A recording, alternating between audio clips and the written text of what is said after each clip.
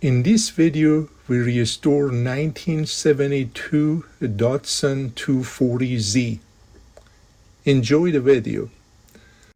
This video is a tribute to my brother who passed away on December 19, 2018. He and I restored 3 cars in his house garage and sold them to be able to open Classic Auto Works of our own business in Jacksonville, Florida in 1984. He was an excellent auto body repairman. He did all body work and prepared the car to be painted. I did mechanical repair, paint, and also some upholstery. Rest in peace, my brother.